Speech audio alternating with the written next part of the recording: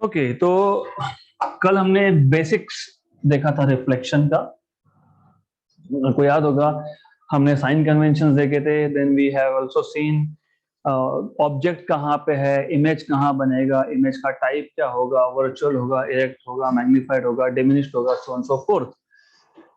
तो today we have to introduce a new concept जिसको हम बोलते हैं मैग्निफिकेशन। मैंने कल इंट्रोड्यूस कर ही दिया था। Magnification is height of image upon height of object. Okay, basically height से बेटर है to say size of image upon size of object. Okay, तो हम लोग नॉर्मली मैग्निफिकेशन को m से ही डिनोट करेंगे। Magnification m will be image size by object size.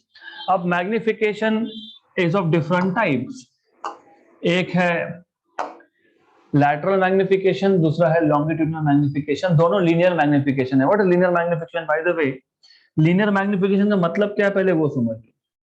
हमारे पास object is like a pen along one line, one dimensional object. हमारे पास ऑब्जेक्ट है और इसका इमेज बनेगा, राइट?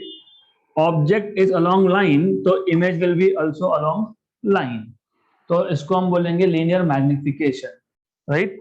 तो लीनियर मैग्निफिकेशन मतलब जो इमेज बन रहा है हमारा वो वन डायमेंशनल है। You may have different types of magnification, जैसे एरियल मैग्निफिकेशन, वो भी हम देखेंगे। So by the way, linear magnification में दो टाइप आते हैं। एक आता है लैटरल,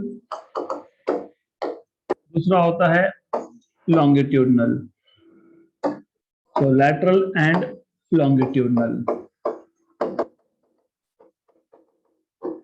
Lateral magnification में what happens is you have a mirror. For the time being मैं concave mirror यूज करने वाला हूं। ये प्रिंसिपल एक्सिस है। आपके पास एक ऑब्जेक्ट है which is kept perpendicular to principal axis। तो ये पेन ऑब्जेक्ट है, इसको मैंने प्रिंसिपल एक्सिस के ऊपर रख दिया परपेंडिकुलर, राइट? तो इस केस में क्या होगा, इसका इमेज बनेगा। अब इमेज भी परपेंडिकुलर टू प्रिंसिपल एक्सिस होगा, राइट? सो जब आप ऑब्जेक्ट को परपेंडिकुलर टू प्रिंसिपल एक्सिस रखते हो, this is principal axis by the way. जिनको नहीं पता, principal axis is line passing through pole and centre. Okay, good.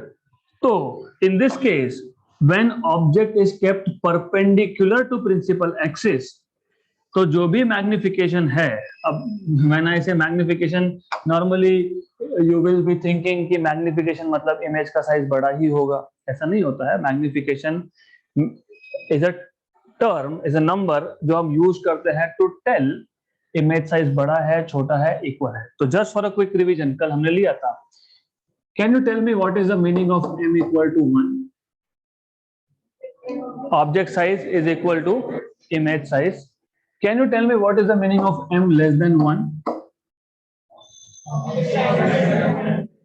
Object image size is smaller than object size. What is m greater than 1? So in this case, image formed is bigger in size compared to object. तो magnification का मतलब हमेशा ये नहीं होगा कि image का size बड़ा है। It depend on the value of m. Okay, अब लैटरल मैग्निफिकेशन में हमने सिर्फ किया क्या है, हमने एक मिरर लिया था, उसका ये प्रिंसिपल एक्सिस है, एंड देन हमने एक ऑब्जेक्ट लिया which is kept perpendicular to principal axis.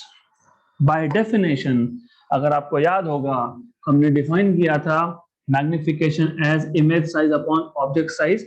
मैंने ये भी बताया था, इट टर्न्स आउट ऐसा होता है कि magnification image size upon object size तो है, but it is also equal to image distance upon object distance. Correct? तो this is something you need to know. तो लैटरल मैग्निफिकेशन की जब बात करोगे तो हमेशा याद रखना है आपको, you always have to remember m is I by O which is minus V by U. Minus कैसे आया, we will talk about this later also. just to tell you, if you remember, real image हमेशा inverted होता है. Concave mirror में real image is always inverted. तो inverted मतलब below principal axis. Very good. या फिर आप बोल सकते हो in this formula this negative comes from inverted image. This is one way of saying. Second approach, ये माइनस कहां से आया ये हम आगे बात करेंगे. For the time being, formula याद रखना, magnification is image size upon object size, image distance upon object distance with a negative sign. Correct? Clear यहाँ तक? Good. Now, many times आपको magnification दिया होता है, आपको फोकल लेंथ दिया होता है और आपको ऑब्जेक्ट का डिस्टेंस पूछा है. तो यहाँ पे इमेज डिस्टेंस का कुछ काम नहीं है. तो you can directly write down a formula for magnification as m equal to f upon f minus u. ये कैसे आता है वो भी बता देता हूं मैं, but you will have to learn how to derive such formula. आपको सीखना पड़ेगा ये. तो how to do this? Simple. अभी अभी आपने बताया, because you are telling me everything, that is good. This is minus v by u. Do you remember for mirror 1 by f was 1 by v minus या plus? Mirror के लिए plus आता है. Correct? Good. If I divide by v,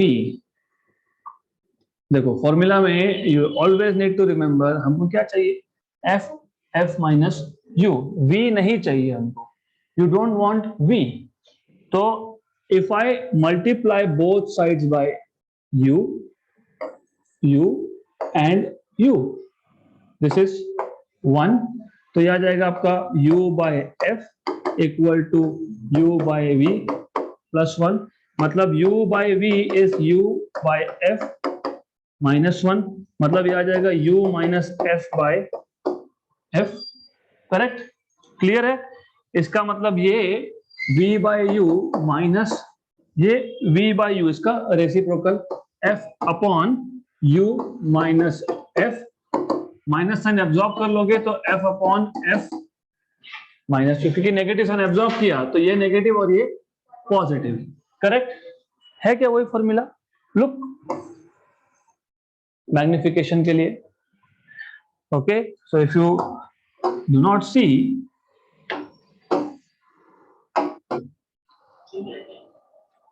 m is f upon f minus u.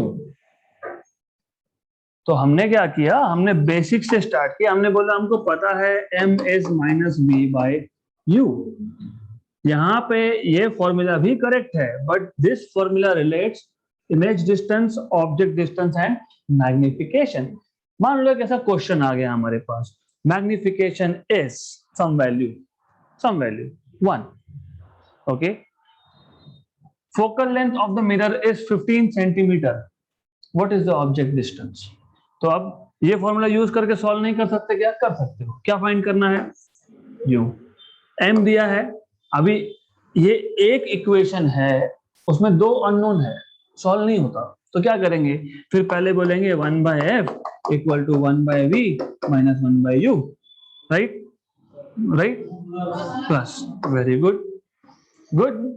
छोटे छोटे चीजें याद रखना है. मिरर के लिए ऑलवेज प्लस. Very good. तो अब इस केस में you first have to find v, जो वापस नहीं हो सकता. क्यों नहीं हो सकता? u नहीं पता, फोकल लेंथ पता है हमको, नहीं पता. दैट इज वाई हम लोग क्या करते हैं, हम इसको u से मल्टीप्लाई कर देते हैं. गया 1. फिर ये u बाय v आपके पास आता है u बाय f माइनस 1. इसको सॉल्व करोगे, नहीं minus, this will now become minus because I have shifted this to left hand side. तो this is u minus f by f. तो आपको v बाय u मिल जाएगा, इसका रेसिप्रोकल. तो v by u this is minus f upon f minus u. इसको simplify करोगे and you will get your answer. Simplify करने के बाद यहाँ पे करके रखा है मैंने सिंप्लीफाई। ओके, तो वन लास्ट टाइम एक बार और रिपीट कर देता हूं so that you know how to make formulas. What was the issue? We know this formula. Problem ऐसा है कि क्वेश्चन में आपको फोकल लेंथ दिया है, आपको मैग्निफिकेशन दिया है और आपको ऑब्जेक्ट डिस्टेंस पूछा है, तो क्या करेंगे, एक फॉर्मूला ही बना लेंगे। क्या क्या है? मैग्निफिकेशन, फोकल लेंथ और ऑब्जेक्ट डिस्टेंस, इसमें फॉर्मूला चाहिए हमको। तो what you will do is, this is one last time I am repeating, क्योंकि इसके बाद ये दूसरा फॉर्मूला मैं आपको लगाऊंगा डिराइव करने के लिए, राइट? तो what you will do is 1 by f 1 by v, very good, multiply by u by f, u by v plus 1, u by v is u by f minus 1, u minus f by f, so v by u is f upon u minus f, minus sign और v by u आपके पास आया f upon u minus f, मतलब ये आज क्या आ जाएगा, you will get this as f upon f minus u. This is the same formula that you have here. Similarly, magnification को आप f minus v by f भी prove कर सकते हो, उसमें सिर्फ छोटा सा काम करना पड़ेगा, आपने u से मल्टीप्लाई किया था, multiply by v, that's it, good, right? Then ये तो हो गया आपका first type of magnification. Which one? Lateral. Lateral में ऑब्जेक्ट कैसा रखा होता है? Perpendicular to principal axis, very good. Now आप ऐसा भी कर सकते हो, यू मे हैव, इस पे हमने क्वेश्चन भी सॉल्व किया है इन स्टेट बोर्ड क्लासेस। वो एक पेंसिल था जिसका नियर एंड मिरर से 20 सेंटीमीटर पे था, very good, remember everything, excellent.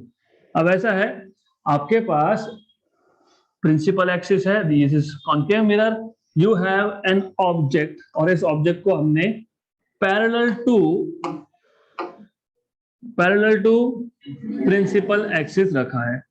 So you have kept this object, just a minute, okay, doesn't matter, हमको यहाँ पे लाइन का विड्थ बढ़ाना पड़ेगा, so something like that. So you have this object like a pencil kept along principal axis, good, then अब इसका जो image बनने वाला है, you need to know this, इसका जो इमेज बनेगा वो it will be something like this, या तो बड़ा या छोटा, depends on where are these two ends. Do you remember वो जो प्रॉब्लम सॉल्व किया था, हमने बोला था कि एक पेंसिल की जगह पे दो ऑब्जेक्ट कंसीडर करो, फिर डिपेंड करेगा ऑब्जेक्ट 1 कहाँ है, ऑब्जेक्ट 2 कहाँ है, उस पर डिपेंड करेगा कि ये पेंसिल का या पेन का या ऑब्जेक्ट का जो इमेज है वो मैग्नीफाइड है या डिमिनिश्ड है, राइट? इसको आप बोलते हो longitudinal magnification. So longitudinal magnification मतलब object is kept parallel to principal axis. Same formula I by O, यहां तक सेम है, दिस इज सेम, राइट? आगे क्या प्रॉब्लम है? अब आपको मैंने बताया था कि आप हमेशा इसको एक नहीं, इसको दो ऑब्जेक्ट कंसीडर करते हो। ये पहले ऑब्जेक्ट का डिस्टेंस u1 और ये दूसरे ऑब्जेक्ट का डिस्टेंस u2, इसका जो भी इमेज बनेगा, मान लो पहले का इमेज यहां बना, दूसरे का इमेज यहां पे बना, तो ये आ गया इमेज ऑफ फर्स्ट ऑब्जेक्ट और ये आ गया image distance of second object. इसलिए यहाँ पे you will see minus v2 minus v1 upon u2 minus u1। तो यहाँ पे माइनस v by u था, सिर्फ here you will have v2 minus v1 upon u2 minus v1 and negative sign will still be there, right? तो ये v2 v1 u2 u1 कहां से आया? Because you have treated this object not as single object but two objects kept at extreme ends, correct? Formula याद रहेगा, क्या याद रखना है? माइनस v by u, सिर्फ v2 माइनस v1 और नीचे u2 माइनस u1, क्लियर? अब इसमें एक इंटरेस्टिंग चेंज लाएंगे, will bring a small change. What if the object is very small? मान लो ऑब्जेक्ट बहुत स्मॉल है, हमारे पास जो ऑब्जेक्ट है it is extremely extremely small in length, मतलब तो उसका इमेज भी छोटा बनेगा, राइट? मतलब प्रैक्टिकली ऑब्जेक्ट 1 और ऑब्जेक्ट 2 सेम डिस्टेंस पे है प्रैक्टिकली, तो उसका इमेज भी, दोनों का इमेज भी प्रैक्टिकली सेम डिस्टेंस पे है, करेक्ट, राइट? तो इसका मतलब ये दो ऑब्जेक्ट हो गए which are at the same distance and image is also at the same distance from pole. तो मैग्निफिकेशन निकालते वक्त can I write down magnification of first and magnification of second? तो v बाई यू का square, you see v by u का square, correct? ऐसा कब होगा? जब ऑब्जेक्ट आपका स्मॉल इन साइज हो, ओनली दैट टाइम, करेक्ट? तो ये चीजें आपको हमेशा याद रखनी है। अब v by u, come back to this, did you derive v by u as f upon u minus f? किया था ना डिराइव? मैग्निफिकेशन m, वेल थोड़ा सा कनेक्ट करना सीखो। इनिशियल स्टेज में थोड़ा थोड़ा प्रॉब्लम होगा, but later on it will be very smooth. v by u, what is v by u? Isn't it m? तो ये m स्क्वायर होगा, v by u का स्क्वायर मतलब m square, correct? But what is m? What is m? f upon आ गया, correct, good. या फिर f minus v by f का स्क्वायर। तो what I am expecting from you is, आपको ये सारे फॉर्मूलाज अच्छे से याद होने चाहिए। Lateral and longitudinal, lateral magnification and longitudinal magnification, these are linear magnification. Linear magnification मतलब when the object is along only one dimension, जैसे pen, just a straight line, okay? lateral के केस में आपने ऑब्जेक्ट को perpendicular to the principal axis रखा था। इसमें formulas क्या क्या डिराइव हुए थे? m is equal to I by O minus V by U, और m is equal to f upon f minus u और f minus v by f। Very good, excellent. Longitudinal में this is same, this part is same. अब सिर्फ difference ये है कि longitudinal में आप ऑब्जेक्ट को सिंगल ऑब्जेक्ट ट्रीट कर ही नहीं रहे हो। आप बोल रहे हो कि हमने ऑब्जेक्ट को ऐसा रखा हुआ है, ये पेन था ऐसा रख दिया, ये एक ऑब्जेक्ट है दूसरा ऑब्जेक्ट, तो because you are treating two different objects, तो दोनों का इमेज अलग अलग बनेगा, दोनों का ऑब्जेक्ट डिस्टेंस भी अलग अलग होगा। v2 minus v1 upon u2, correct? But what if object अगर बहुत स्मॉल हुआ साइज में, तो ऑब्जेक्ट डिस्टेंस दोनों का सेम, मतलब पहले का और दूसरे का सेम, तो दोनों का जो इमेज बनेगा वो भी ऑलमोस्ट सेम डिस्टेंस पे, ऑलमोस्ट सेम डिस्टेंस पे। तो अब इसको ऐसा भी लिख सकते हो, v बाई यू पहले का और v बाई यू दूसरे का, तो v by u into v by two u का स्क्वायर आ गया। But wait a minute, v by u, so this is basically f upon f minus u square और f minus v by, excellent, याद रहेंगे formulas, good. अब what if मेरे पास, अब हम जब मिरर के सामने खड़े रहते हैं, हम क्या स्ट्रेट लाइन है क्या? No, we are more or less two dimensional for mirror, actually three dimensional.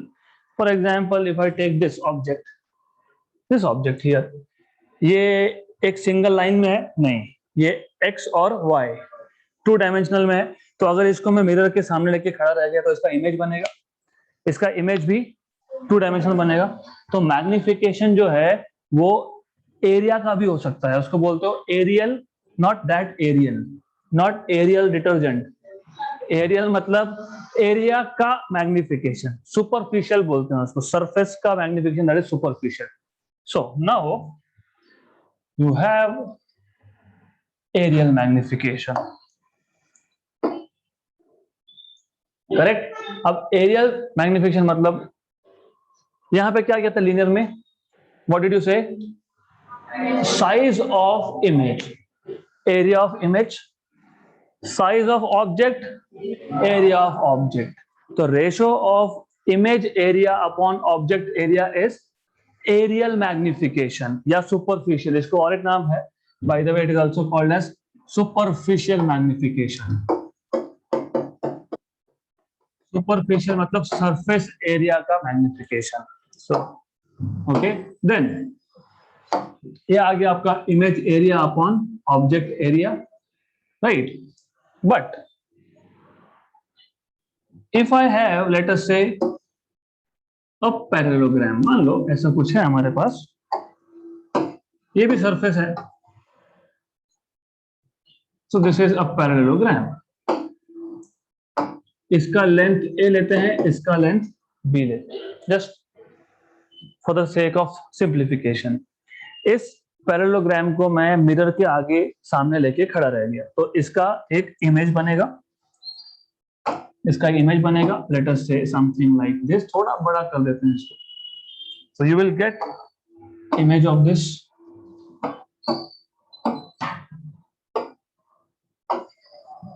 मोर और लेस लाइक दिस।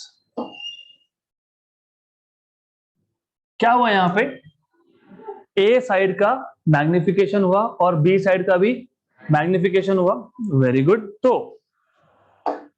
अभी अभी आपने ही यहां पे लिखा है, this is what you told me, image size is m times of object size.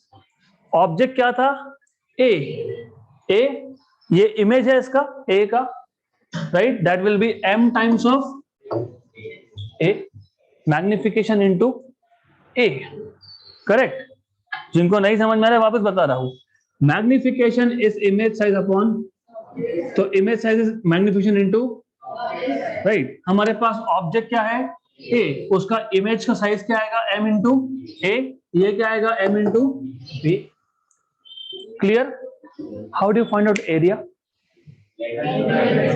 Correct. Image का area क्या आएगा m a इंटू ऑब्जेक्ट का एरिया क्या आएगा a into B, A B cancel, m into m square. तो aerial magnification is linear magnification का square, खत्म। So this is what you have. M, what was M? M was linear magnification, right? तो in simple language ये कुछ करना ही नहीं है, this is just दो ऑब्जेक्ट ले लो, इसका मैग्निफिकेशन दोनों को मल्टीप्लाई कर दो, you will get aerial magnification, correct? And by the way दोनों का मैग्निफिकेशन सेम आएगा, क्यों सेम आएगा, सेम मिरर के सामने लेके खड़े हो आप। ऐसा करते हो क्या पैरेललोग्राम, ये मोबाइल ले लिया मैंने, इस मोबाइल का डायगोनली कट कर दिया, इसको आधा पार्ट दूसरे मिरर के सामने, आधा पार्ट पहले मिरर के सामने, ऐसा तो करते नहीं हम। तो मिरर सेम है मतलब magnification of A side and B side will be same. Is it clear? तो aerial magnification is nothing but linear magnification का स्क्वायर। याद रहेगा formula, very good. Then aerial magnification, I will call this as capital M, is image area of image upon area of object. This is MA into MB, this is A into B, this is M, खत्म। Next part, तो as far as reflection is concerned, क्योंकि ray optics में, bye the way optics के दो part है, एक wave optics है, एक रे ऑप्टिक्स है। वेव ऑप्टिक्स में क्या क्या होता है ये सब मैंने स्टेट बोर्ड के थ्योरी क्लासेस में इन डिटेल बताया है, जो 12th में सीखना है। 11th में आपको सिर्फ रे ऑप्टिक्स पे फोकस करना है। रे ऑप्टिक्स में दो पार्ट है, रिफ्लेक्शन रिफ्लेक्शन में दो पार्ट है, plane mirror and spherical mirror. Spherical mirror में दो पार्ट है, concave and convex. Then you go to refraction. अब रिफ्रैक्शन में भी दो पार्ट है, plane refraction from a plane surface, then refraction from a single curve surface, and then double curve surface which is lens, right? So we'll start with the most simple type of refraction, that is refraction from a single plane surface. Okay, so by the way, what is refraction? Refraction क्या है पहले वही देख लेते हैं। So let us say ये हमारे पास एक सरफेस है x y, एंड इसको सरफेस बोलने की जगह पे इसको मैं इंटरफेस बोलूंगा।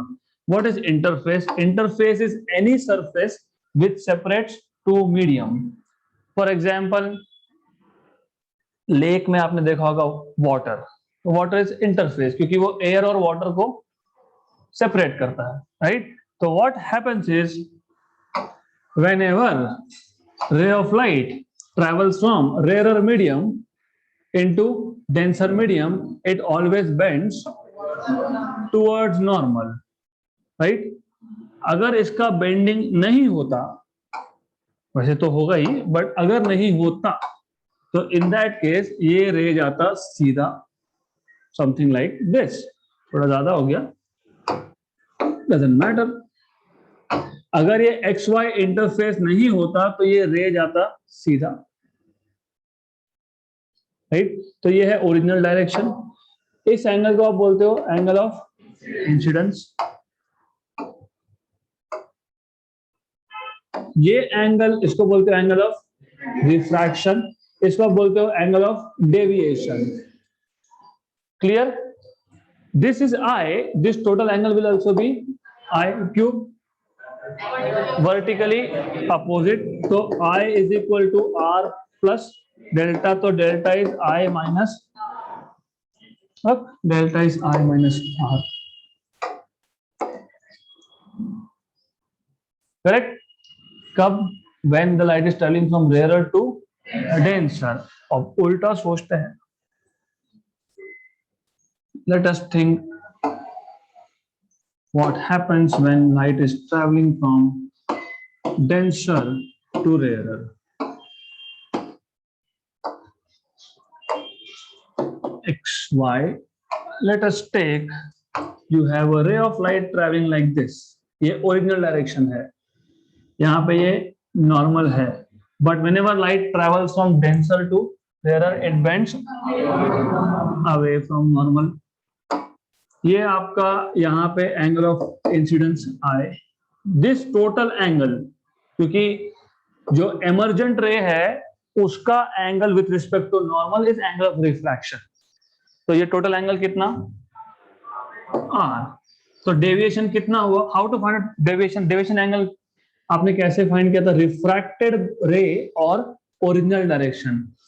ये ओरिजिनल डायरेक्शन है, ये रिफ्रैक्टेड रे है, तो this is correct, right? Now what you can do here is how to derive equation here. ये आई है, this is I, then this will be I, तो I plus delta is equal to, correct? तो delta is I minus R, sure? R minus I, R minus I, right? तो जब rare to denser जाएगा तो angle of deviation is I minus R, और जब denser to rare जाएगा तो R minus are. इतना याद रखने से सिंपल सी चीज समझ लो, जब रेयर से डेंसर जाएगा तो द रे इज बेंडिंग, मतलब definitely R is going to be smaller than I, तो आई माइनस आर। और जब डेंसर से रेयर में जाएगा तो रे डेविएट्स अवे, मतलब यहाँ पे एंगल ऑफ रिफ्रैक्शन इंसिडेंस से ज्यादा होगा, मतलब delta will be R. Okay, why to remember this much and why to derive geometrically? ये geometry से इतना करने से better है rarer to denser, I minus r, क्यों? because angle of incidence is greater than angle of refraction। denser to rarer, r minus I, because angle of refraction is greater than angle of incidence. This is how you can do. Clear? तो यहाँ पे वही सब बताया है. Correct? Now the question is, ऐसा होता ही क्यों है? When light changes medium, it changes direction, it bends, जिसको आप refraction बोलते हो. ऐसा क्यों होता है? That is the question here. For that, you need to understand something called as refractive index. Basically, what happens is, हर एक कलर का मतलब हर एक वेवलेंथ का स्पीड हर एक मीडियम में अलग अलग होता है. सो व्हाट हैपेंस इज, जैसे ही लाइट ने मीडियम चेंज किया, मीडियम 1 से मीडियम 2 में गया, प्रेयर टू डेंसर, या फिर डेंसर टू रेयर, लाइट का स्पीड चेंज हो जाता है. That is why it bends. We will prove that. तो लाइट का स्पीड किसी भी एक मीडियम में कितना है वो बताने के लिए वी नीड अ पैरामीटर. एक पैरामीटर की जरूरत है हमको, उसको हम बोलते हैं रिफ्रैक्टिव इंडेक्स. तो रिफ्रैक्टिव इंडेक्स आप डिफाइन कैसे करोगे? अब रिफ्रैक्टिव इंडेक्स में भी टाइप्स है. तो you can define refractive index as absolute. थोड़ा सा याद रखना, फिजिक्स में, physics is not difficult. Problem is with language. Whenever you use such words absolute, absolute refractive index मतलब हम अज्यूम करके चलते हैं कि हमारे पास अगर ग्लास स्लैब है तो सराउंडिंग मीडियम एयर है. तो जब भी आप refractive index, absolute refractive index बोलते हो, तो in that case surrounding medium is always air. तो रिफ्रैक्टिव इंडेक्स को speed of light in air और speed of light in medium के टर्म्स में लिखना पड़ेगा. तो you see first type, absolute refractive index.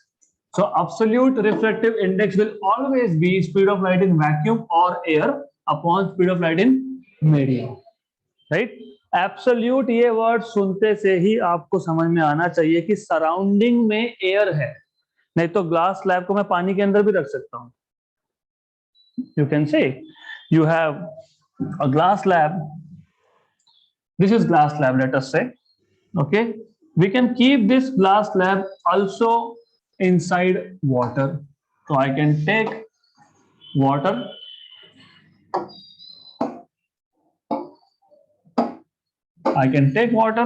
and मैं एक ग्लास स्लैब को इसके अंदर भी रख सकता हूं.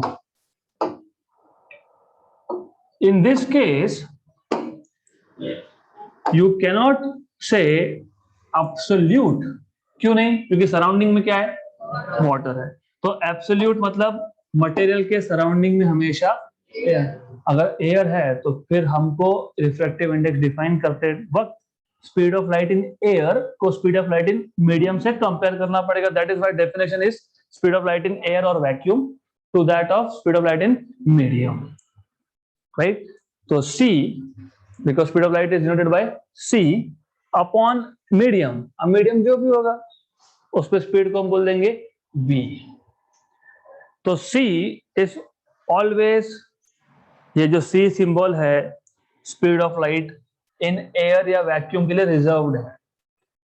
बाकी कोई भी मीडियम होगा, kerosene, water, glass, whatever it is, soft drink, cold drink, जो भी होगा, उसमें आप C नहीं यूज कर सकते. It is strictly reserve for speed of light in air और vacuum. What is the value by the way?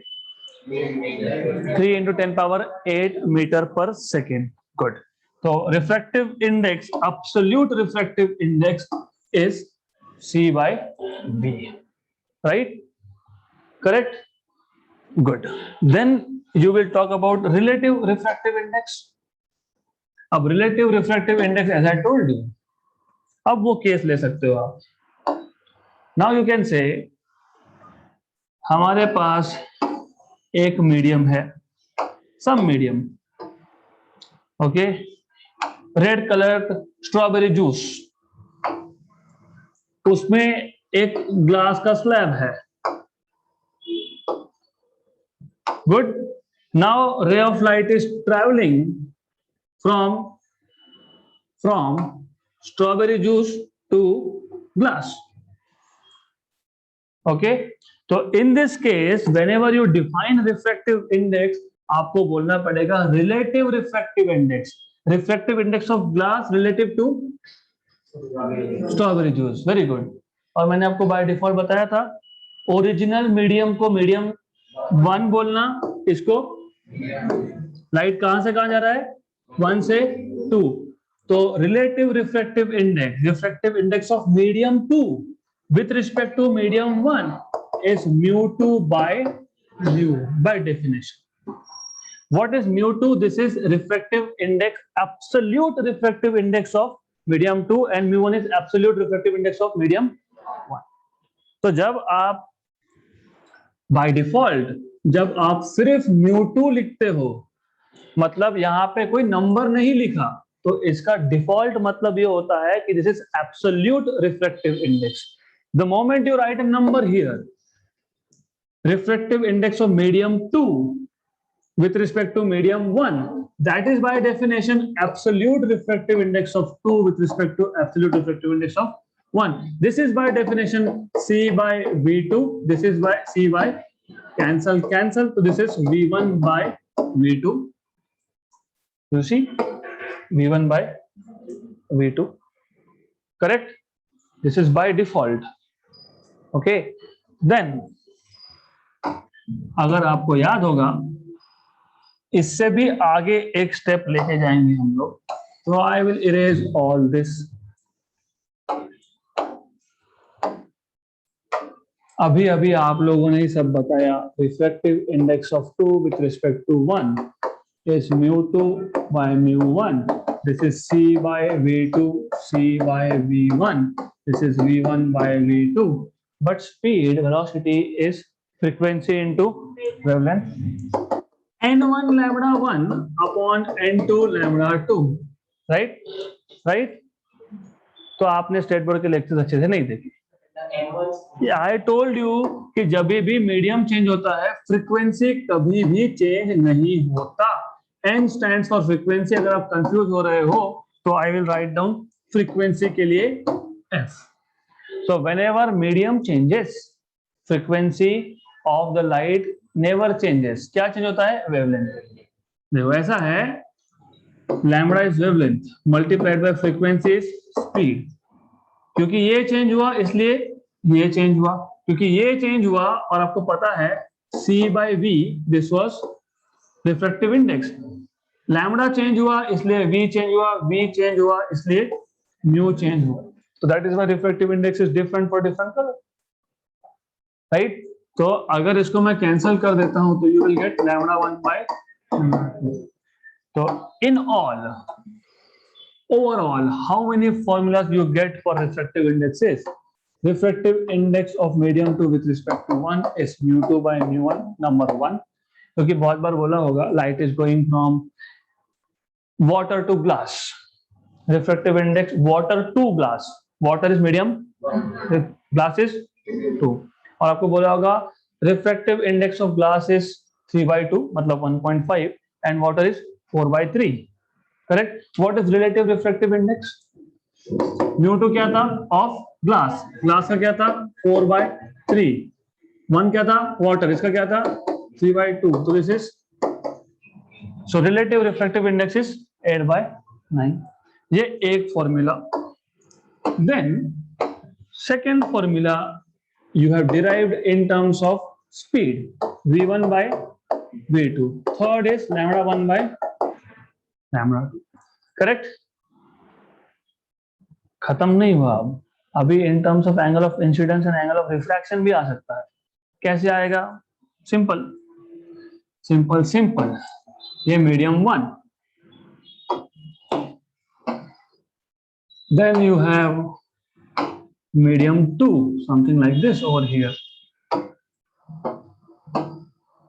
Okay, ray of light is going, अब डिपेंड करेगा which one is rarer, which one is denser। मान लो ये rare है, ये denser है, तो it will bend towards normal. ये मीडियम 1, बिकॉज बाय डिफॉल्ट हम लोग इसको मीडियम 1 बोलते हैं। दिस इज रे of light, this is angle of incidence, this is angle of refraction, this is medium 2। मैंने आपको बताया था इसका रिफ्रैक्टिव इंडेक्स mu1, इसका mu2। I told you to apply Snell's law. कैसे? Refractive index of medium 1 into sine of angle in medium 1. पहले मीडियम का refractive index multiply by sine of angle in medium 1 कितना है? Refractive index of medium 2 into sine of angle in medium sine R, right? यहां से आप लिख सकते हो μ2 by μ1 equal to sine of I by R, right? But this was refractive index of 2 with respect to 1, तो आ गया और एक formula, so this is equal to sin I by sin R, right? Good. I don't want you to remember like this sin I by sin R. The moment I change the direction, गए. That is why always you have to follow this refractive index of medium 1 multiplied by sine of angle in medium 1 equal to refractive index of medium 2 multiplied by sine of angle in medium 2, right? Good. तो इतने formulas you need to know, you need to remember all this. तो यहाँ पे हमने आज absolute और relative refractive index define किया. Then Snell's law also we have went through. तो Snell's law के terms में भी you have noted down what is refractive index of medium 2 with respect to medium 1, right? So my expectation is कि कम से कम इतने formulas जो मैं बता रहा हूँ every day you will revise, not through lectures but through PDF and note down all the formulas. Okay, good.